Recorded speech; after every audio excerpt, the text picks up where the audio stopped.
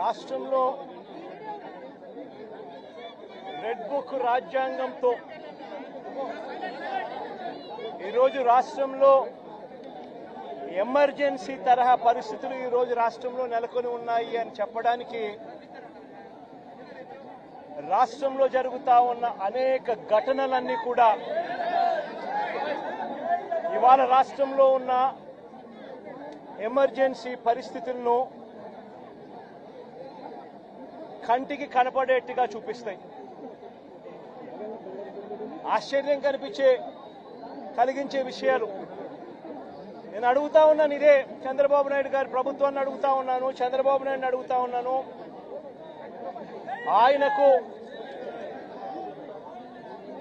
ఆయన అడుగులకు మడుగులెత్తే పోలీసు అధికారులను అడుగుతా ఉన్నాను. ఎందుకయ్యా ఈ ఆంక్షలు పెట్టారు అని అడుగుతా ఉన్నాను. ఎందుకయ్యా ఒక రాజకీయ నాయకుడు తమ పార్టీకి సంబంధించిన వాళ్ళను కలవడం ఏమైనా నేరమా అని అడుగుతా ఉన్నాను. అలా కలవడానికి వస్తే అదేమైనా తప్ప అని అడుగుతా ఉన్నాను. ఎందుకు ఆంక్షలు పెడతా ఉన్నారు అని అడుగుతా ఉన్నాను.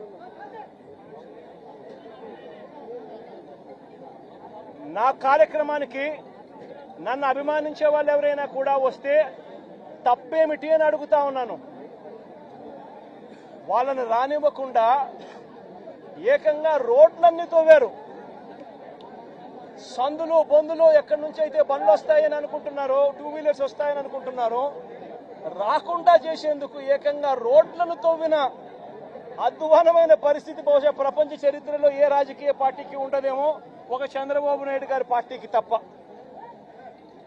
నిజంగా ఒక ప్రతిపక్ష నాయకుడిని చూసి చంద్రబాబు నాయుడు ఇంతగా భయపడతా ఉన్నాడంటే నిజంగా చంద్రబాబు నాయుడు గారు ఎక్కడైనా బావి చూసుకొని దుంకాలి. ఒక ప్రతిపక్ష నాయకుడిని చూసి, ఒక ప్రతిపక్షాన్ని చూసి ఇంతగా భయపడి ఆయన వస్తున్నాడేమో, ఆయన వస్తా ఉంటే అభిమానులను ఆపేదాని కోసం అని చెప్పి, ఆయన వస్తా ఉంటే ప్రజలను ఆపేందుకోసమని రోడ్లను కూడా తవ్విన చరిత్ర ఒక చంద్రబాబు నాయుడు గారికి మాత్రమే దక్కుతుంది. ఈరోజు దాదాపుగా 2000 పైసలకు పోలీసులు, 2000 పైసలకు పోలీసులు, లెక్కలేనంత మంది డిఎస్పీలు, డిఐజీ ఇక్కడే తిష్టేసినాడట. నాకు ఆశ్చర్యం అనిపించింది. అసలు వీళ్ళంతా కూడా నా సెక్యూరిటీ కోసం కాదు, వీళ్ళంతా జగన్ వస్తా ఉన్నాడు అని అంటే జగన్ను చూడడానికి అభిమానులు ఎవరైనా వస్తారేమో, ఆ అభిమానులను ఆపడం కోసం ఇంతమందిని ఉపయోగిస్తా ఉన్నారు. అంటే ఎంత వ్యతిరేకత చంద్రబాబు నాయుడు గారి ప్రభుత్వం మీద ఉంది అని చెప్పడానికి, ఎంతగా చంద్రబాబు నాయుడు గారు తన పాలనను చూసి తానే భయపడతా ఉన్నాడు అని చెప్పడానికి ఇంతకన్నా ఇంకా వేరే నిదర్శనాలు కూడా అవసరం లేదు. ఎవరైనా ఎక్కడైనా పాలన చేస్తే బ్రహ్మాండమైన పాలన అందించి ప్రజల మన్ననలు పొంది ఆ మన్ననలతో ఆశీస్సులతో వచ్చే పాలన చూసి సంతోషపడాలి.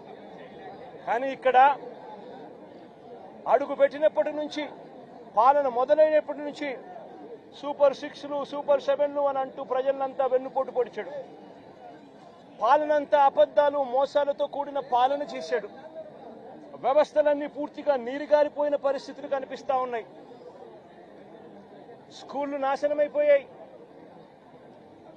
విద్యా దీవెన, వసతి దీవెన అందక 6 క్వార్టర్స్, 6 త్రైమాసికాలు ఫీజులు అందక, విద్యా దీవెన, వసతి దీవెన అందక పిల్లలు చదువులు మానేస్తా ఉన్న పరిస్థితులు, నాడు నేడు ఆగిపోయిన పరిస్థితులు, గోరుముద్ద అన్నది రోజుకొక మెనూతో పిల్లలకు ఆహ్లాదకరమైన తిండి అప్పట్లో వస్తూ ఉంటే ఈరోజు స్కూళ్లలో తిండి తినాలంటే భయపడే పరిస్థితులకి పిల్లలు వెళ్ళిపోయిన పరిస్థితులు, నాడు నేడు పనులు ఆగిపోయిన పరిస్థితులు, ఇంగ్లీష్ మీడియం గాలి కొదిలేసిన పరిస్థితులు, టోఫుల్ అనేది 3వ తరగతి నుంచి ఒక పీరియడ్ దాకా తీసుకొచ్చిన చరిత్ర గత పాలనలో మాకుంటే, ఇంగ్లీష్ మీడియంను టోఫుల్ పీరియడ్లను ఎత్తేసిన చరిత్ర చంద్రబాబుకు ఉంది.